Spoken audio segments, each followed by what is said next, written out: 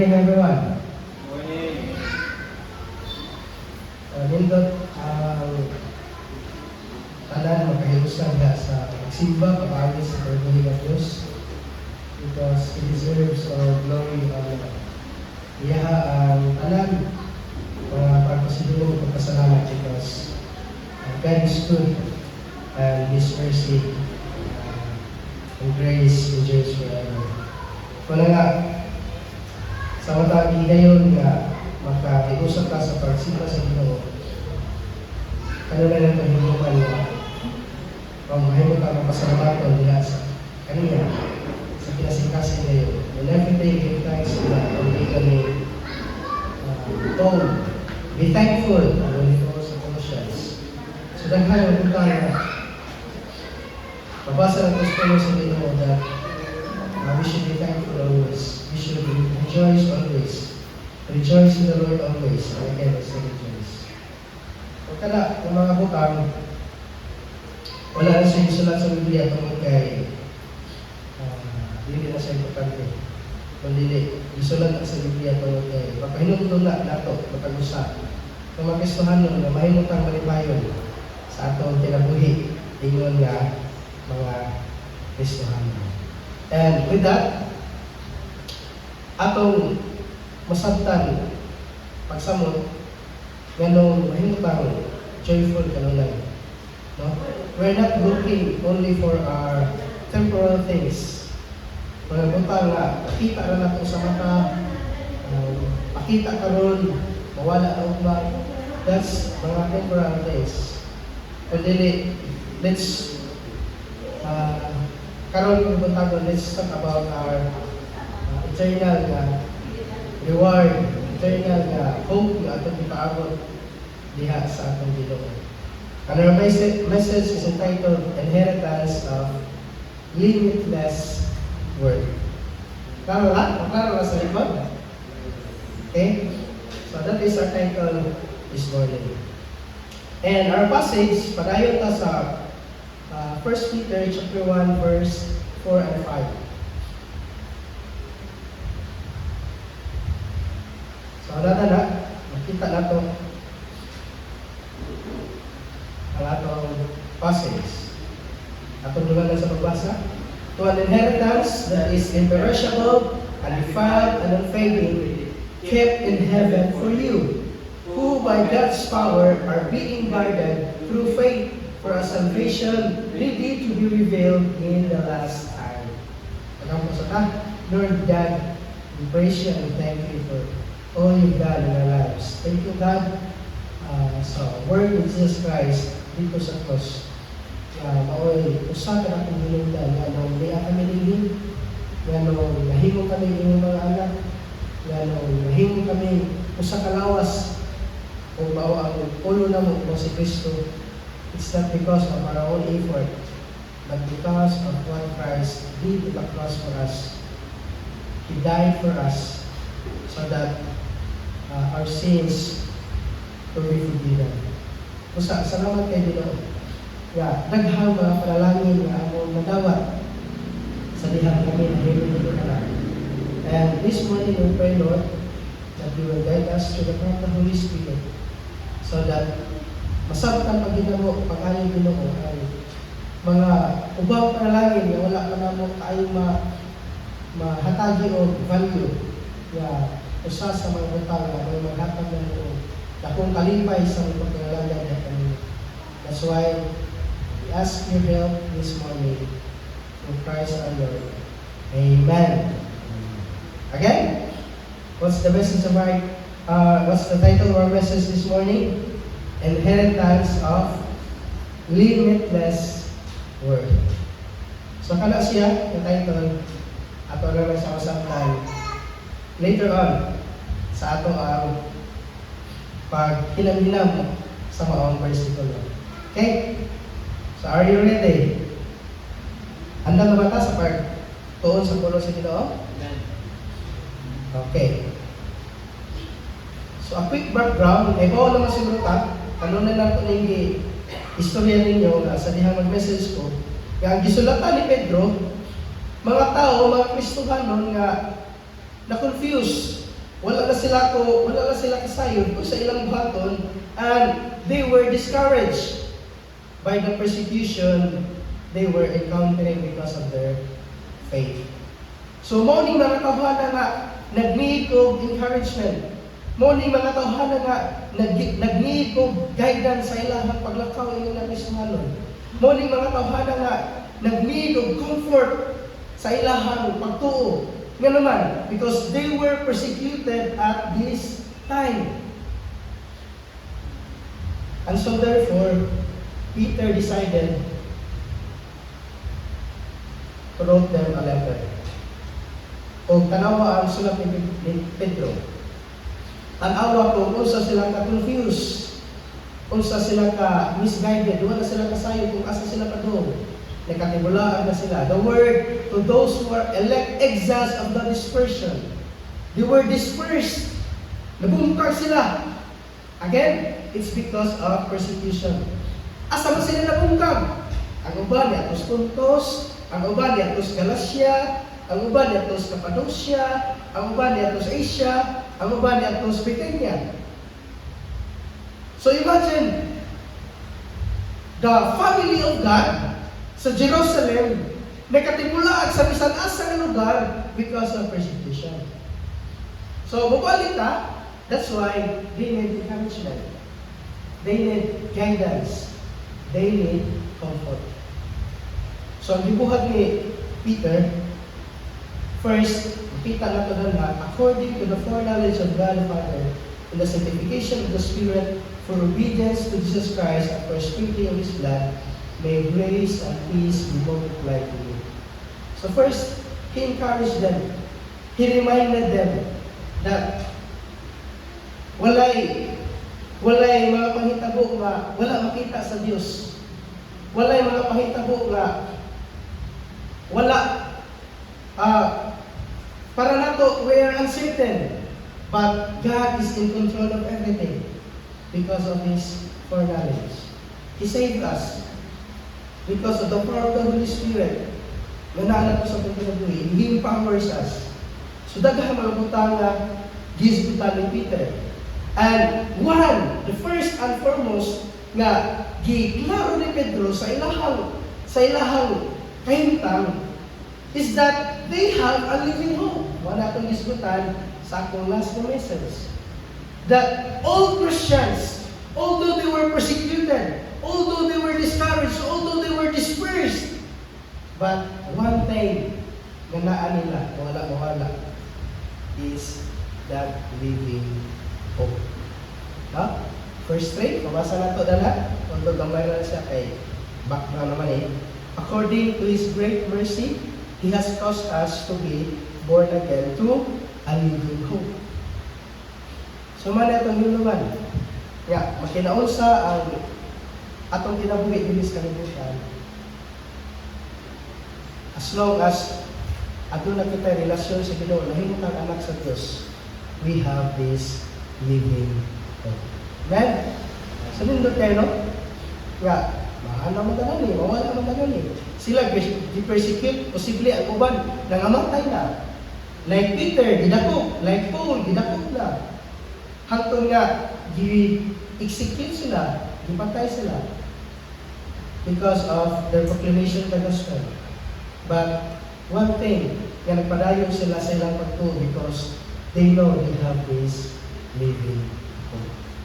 Mapuna, we have this uncertainty sa itong ginagawa.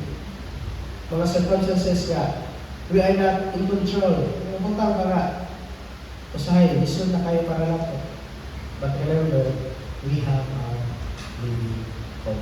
Now, pinaka-indot, why? Because Peter revealed that we are born again to a living hope. Managis mo talaga ito last Sunday.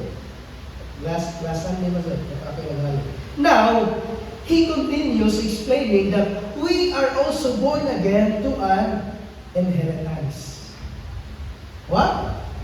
We are also born again to an inheritance. Sa nga versikulo?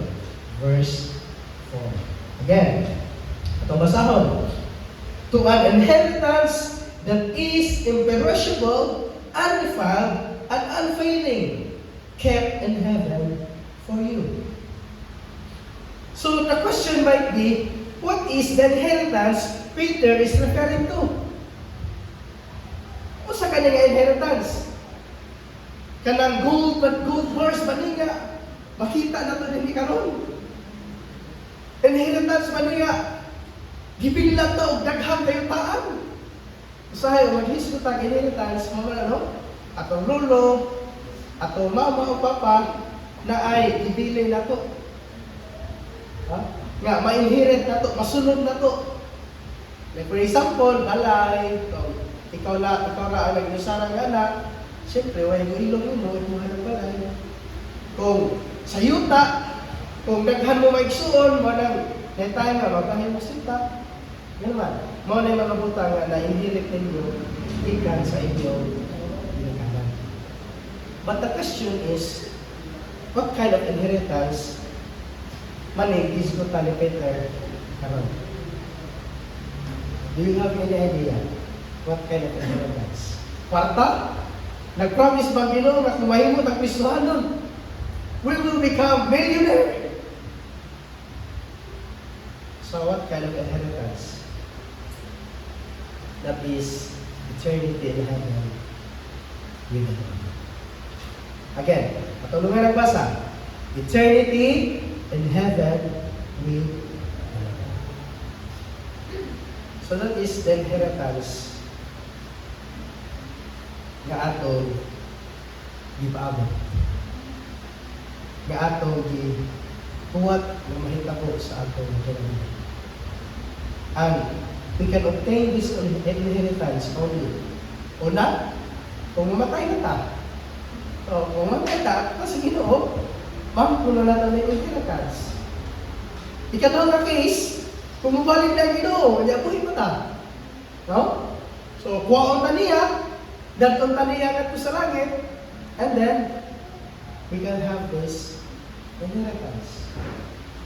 And what is this inheritance? That is eternity in heaven with the Lord. Posible siguro na mga tanan na ito. So, usawa na ito pagka-sure na nahan na ito ng inheritance. How can we have an inheritance? No? Makaingon ba rito na maka-inherit na ito sa langit niya na ako matalinis kalimutan? So, natin mga question nga yan na ba? Di natin malikayan. So, how can we have an inheritance? Because in Christ, we have become heirs of God's endless fortunes. So, tala na po ta.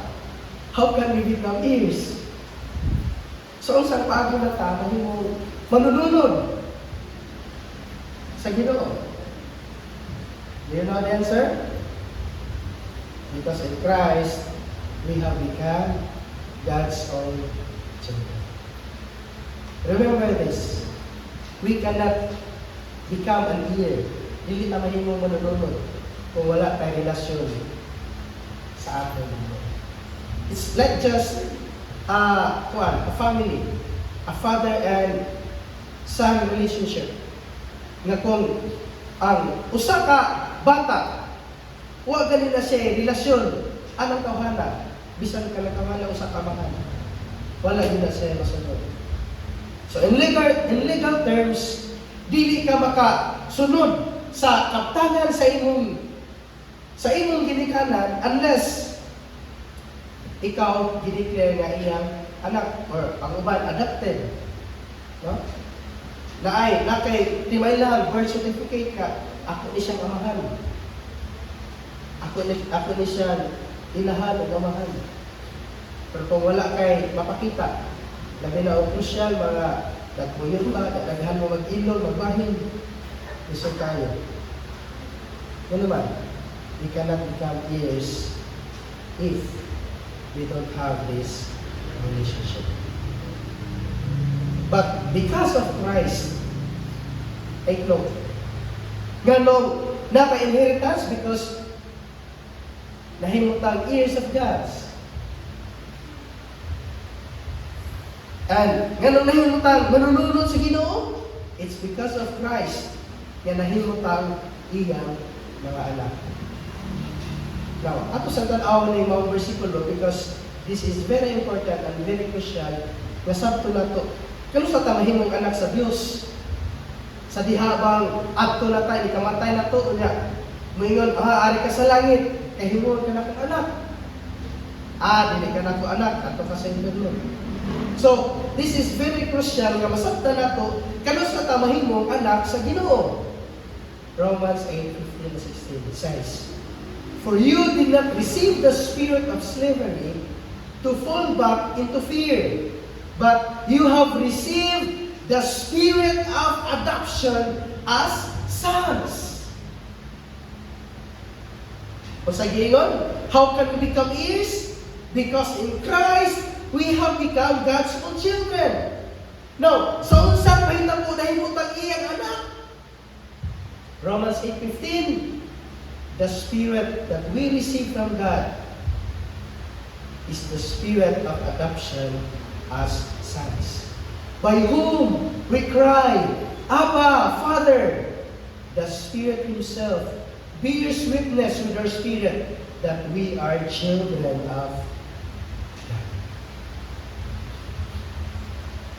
So, biblically speaking, nahimutang iyang anak because of the Spirit of God. The atong nadawat.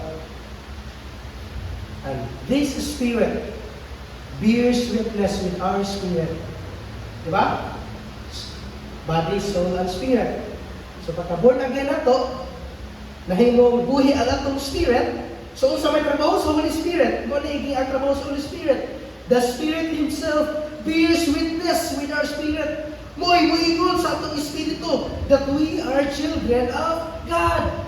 The Spirit of the Lord will convict our spirit that we are children of God. Question. Kisa man yung mga tawana, ang gisulatan ni Pablo. They were Roman citizens. Mga tao nga nagpuyo sa Roma. Mga Kristohanon nga nagpuyo sa Roma, nga mga buhay pa. Kaya isunod po, si Pablo nagsulat sa mga tao nga patay na dito sa Roma. How come nga makabasa pa sila sa letter ni Paul? So literally, mga tao nga naglakaw sa kalibutan, and he tells them that they receive the spirit of adoption as sons. And the Spirit of God will bear witness to our spirit that we are children of God. So kung atong sabton, karon sa nagbuhay mata, karon ta ba kayo nakita na yung anak sa ito? No? Dili lang, ikamatay na mo kasi padong. So kung padong kag langit, anak pa mo di kayo ng Ginoo, ako kag anak, kay padong kas langit. Dili. Kung dili, nag-ingon ang puno sa Ginoo karon. Klaro tayo that the Spirit of the Lord will speak to our spirit that we are now children of God. Another verse. In Him, you also, when you heard the word of truth, the gospel of your salvation, you believe and believe in Him. We're sealed with the promise, Holy Spirit. Dalawa ang connection sa doon verse. Sa Romans 8, ang Holy Spirit, gihatag nato. Sa Ephesians chapter 1, in what way? By sealing us the Holy Spirit. No? We're sealed with the promise, Holy Spirit. And what is the work of the Spirit in our lives? Ingon siya, who is the guarantee of our inheritance? Naara. Muna ang ubang sa natong pangutana, how come nga naatay inheritance? It is because of the Spirit of God that we're sealed in our lives, who is the guarantee of our inheritance. Nagpasabot na kung wala ka mahimong anak sa Diyos, na kung wala ka makadawat sa Holy Spirit, you don't have this inheritance. Klaro? Dili ka makatus langit. You don't have this eternity of heaven with the Lord. Dili lang nimo manawa. Because the only way that we receive this eternal life in heaven with the Lord is through faith. Kasabihan, nito kanila, God will give us, sealed us the Holy Spirit. He sealed us through the power of the Holy Spirit. And the Holy Spirit is the guarantee of our inheritance. Hangtod tulus aman ni Holy Spirit na anak ko. Hangtod makasata, bawa ang Holy Spirit, walang ngayon sa langban. Tuon ang matagpalit. Bahay na matagpasaylo. Kaya ron, bubalik ang Holy Spirit, or bukan tatag, come Holy Spirit. Kaya Alrin your spirit, kanta na patagana. No. Kalusa, ang Holy Spirit pagkuyo sa atong kinabuhi, until when? Until we acquire possession of it. So, kung dili pag ginadato, madawat ng eternal life, naabot sa ng Holy Spirit sa itong kinabuhi. Nagpasamot mga, kung dili pag mamatay, lumarang ko ba ginaw? Again, kung mamatay ta, madawat na ito eternal life. Ikatuwa, kaya kung mabalik na Ginoo, madawat na ito eternal life. So, regardless of the two, ang Holy Spirit nakagarantiya sa aton kinabuhi. No? Until when? Until we acquire possession. So, it's doctrinal issue kayo dyan. Ano mabalik na ito ba? Dakin ang magtudlo kung makasata, mawa atong kaluwasan, it's not true. No? Kaya kung nga na pa ang tinuod, na kung makasata, nawala na atong kaluwasan, dili yung tayo nga niyon pag sulti ni Pablo. Who is the guarantee of our inheritance until we will be cleansed again? Until we repent again? Until we have faith again? Iyon to si Pablo. Okay, mawa man ang Holy Spirit, mawa man ang guarantee kung makasaka. So it's a very big deal kayo. Wala tumatayan that the Holy Spirit will remain in our lives until we acquire possession. Kung madawat natin ng eternal life, the inheritance, yung atong ipaabot, magpabili ng Holy Spirit sa ato. So, klaro na? So, the inheritance is eternity in heaven with the Lord. And then, how can we have an inheritance? Because we become heirs of God. And because we become heirs of God, because of Christ, we become God's own children. So, klaro na kayo that we have this inheritance. And what kind of inheritance is this? Kung sa walang eternal life in heaven with the Lord, mean that is first, imperishable. Second, undefiled.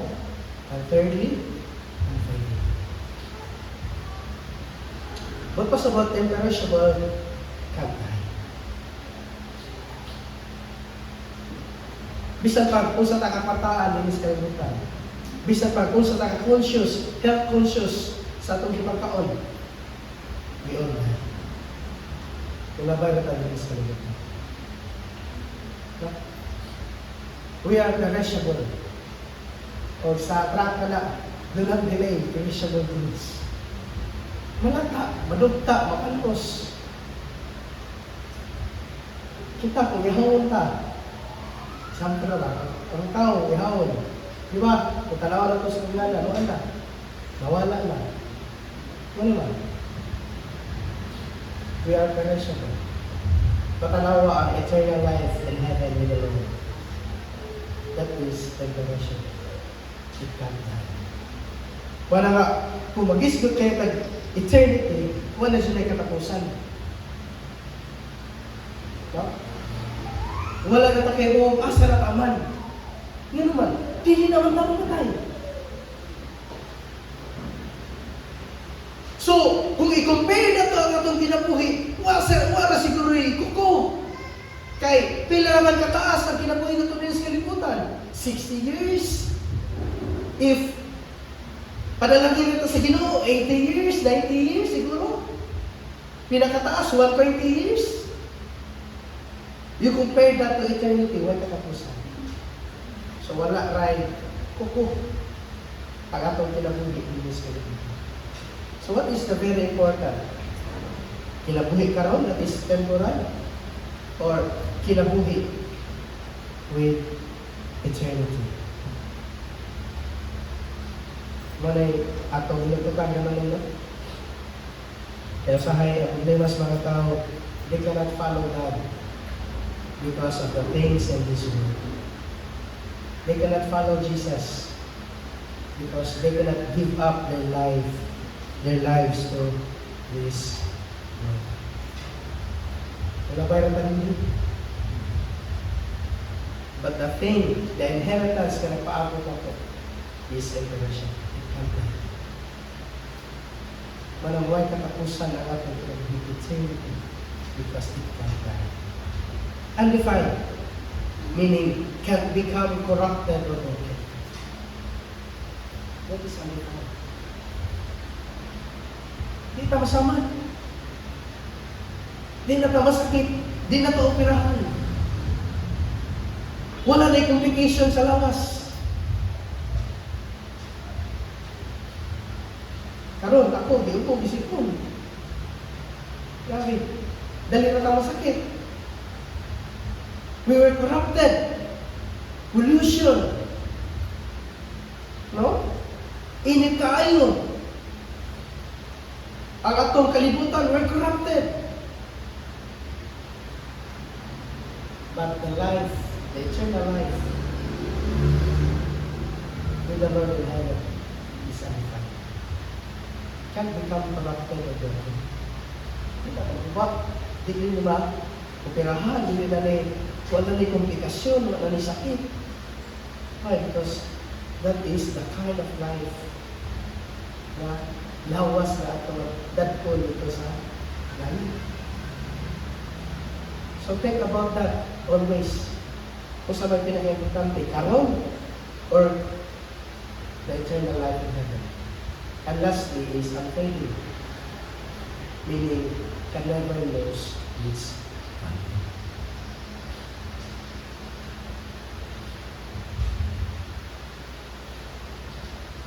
Kung pasagot, pangabutang din sa kalibutan, they lose their value. Cellphone, brand new, 10,000 na kakabon. After 5 years, face out. Ano ba? Wala naman magamit. Every year, nag-upgrade ang lahat ng technology. So, ang mga nindot tayo, pag 2015, karon wala na. Ang mahal tayo ng keypad, pag 2005, karon wala na. Why? Because the things still there will lose its value. But the inheritance, ang madawat na ito, the eternal life in heaven with the Lord is unfailing.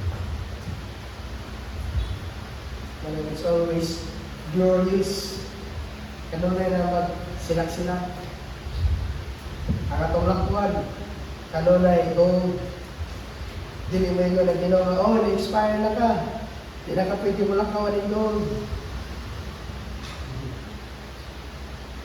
Di ba? Natay mga ipang-subscribe na for 1 year. After 1 year, di na takagamit kayo. Wala na nakasubscribe kami. So, yun naman.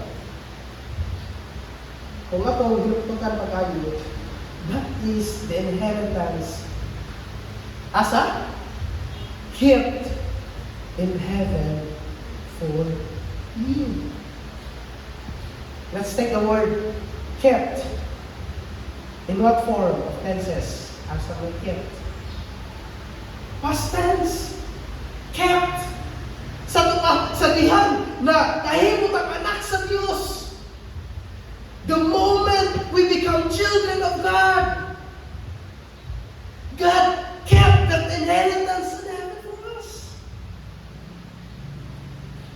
No? Wala mabisa mo kung mamatay ka ron. Gikap na sa Ginoo, sa langit ang kininheritance. Nagpasabot ba nga, anytime soon, kung balik na sa Ginoo, madawat tayo na ito ang eternity in heaven. Remember? Kept in heaven for you. So we have this inheritance that is imperishable, undefiled, and unfading. Pinakanindot, kaya dito sa langit gitakuan. Nagpasabot ang meaning anak, tanaw na ko ng meaning, the representative na we are fully secured. You know what? Kaya giandam na sa Ginoo ang inheritance anytime baong kanina o balik sa ministry. We are fully secure. And how secure we are! Pinakanindot, next verse. Who by God's power are being guarded. Kanawa ka itong inheritance. Gitaguan pa sa langit. Gigwardyahan pa ngayon. O kung siya nagwardya? Again. Nagwardya? Mga apostles nagwardya? Mga apostles na nagwardya dito. Si Moses ba nagwardya? Si Abraham ba nagwardya? No! God's power! Ang Diyos mismo nag-secure sa inheritance ng mga people. Question. How powerful is our God? Can you fathom how powerful He is? Matugkad ba nato kung sa siya kagamanan? Ma-search ba nato kung sa siya kagamanan? Ma-measure ba nato kung sa siya kagamanan?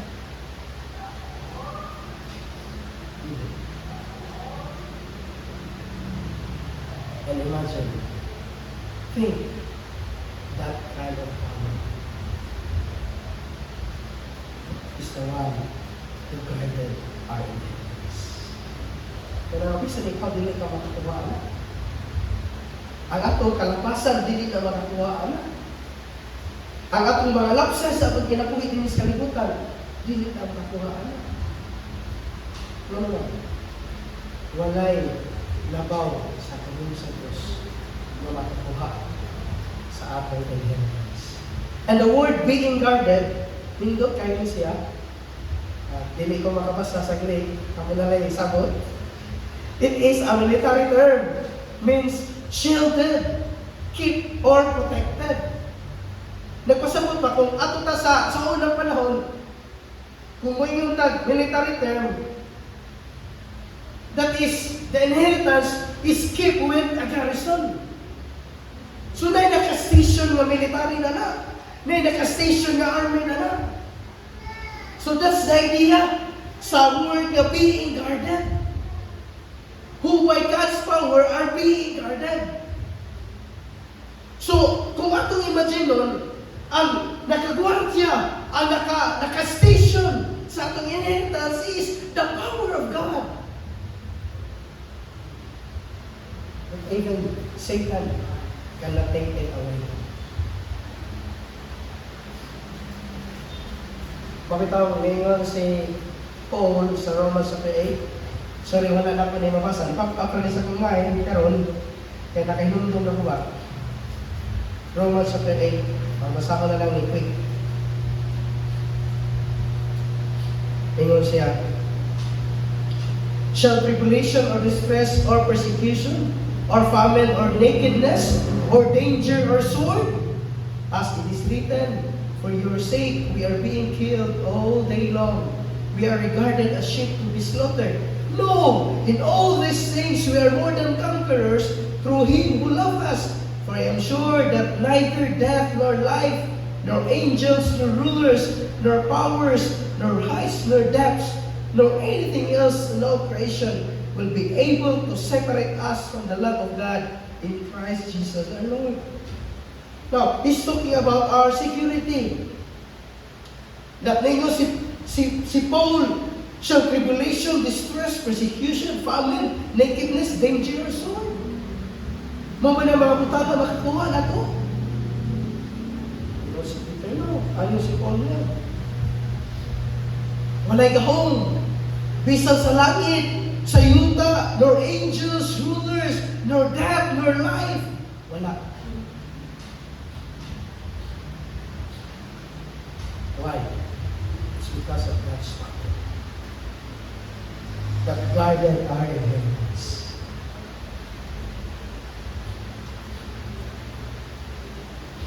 Alam nga, grabe, foolishness din tayo.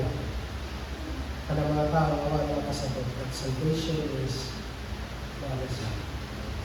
permanent. Ano naman? Mga bersikulo, kanilang daan ng bersikulo. Naghata natin yung assurance that our salvation is always permanent. Dili nila mawala. Dili na siya tungod kay naluyan ta, nasipit ta, nabackslide ta, nawala ako sa salvation mo. Kept na sa Ginoo dito sa langit by His power that are by God's power are being guarded through faith for our salvation, ready to be revealed. Sa pasabutan na, who by God's power are being guarded through faith for our salvation, that is to be revealed.